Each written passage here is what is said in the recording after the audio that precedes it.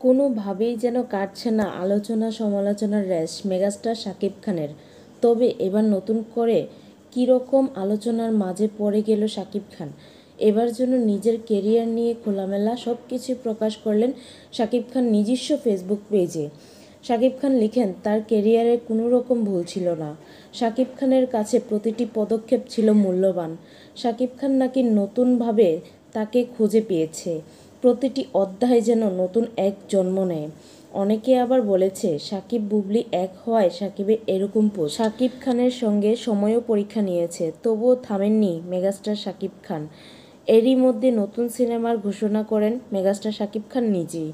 তবে খুব শীঘ্রই সিনেমার শুটিং শুরু করবেন। ২৬ বছর অভিনয় জীবনে ২ দশকেরও বেশি সময় তিনি বাংলা সিনেমার শীর্ষে রয়েছেন। তবে তার সিনেমাতে পথ চলা এতটাই সহজ ছিল না। তার জন্যই শাকিব খান আজকে হয়েছেন বাংলার মেগাস্টার।